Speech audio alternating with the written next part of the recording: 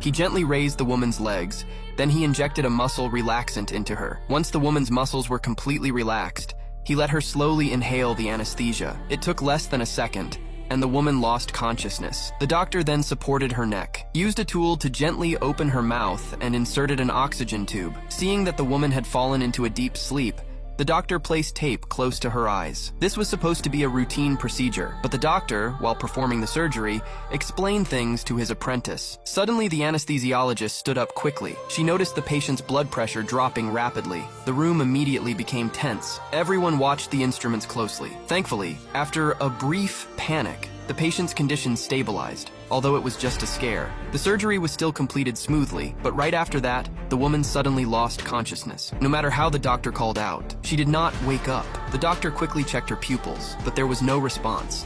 Oh, Jesus Christ, her pupils are fixed and dilated. What? The pupils? They're fixed, dilated.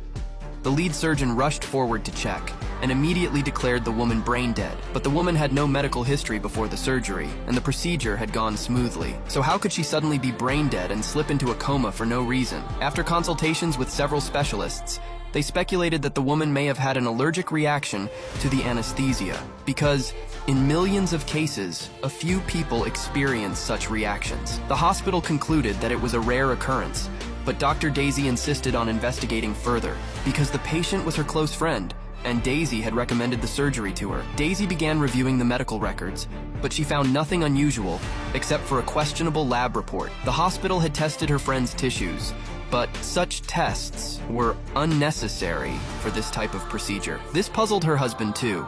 Even more surprising, the lab report had no identification number, and the doctor's name was missing. This seemed like an attempt to cover something up, but her husband naively believed that it was just a mistake by the hospital. After all, these things weren't unheard of. He asked Daisy not to jump to conclusions, and the hospital had already conducted an investigation. But Daisy felt it wasn't normal. She decided to go to the lab for answers. When she found the on-call doctor, the doctor explained that the report was printed automatically because the hospital had a policy where the computer randomly selects patients for tests. This explanation didn't seem very convincing.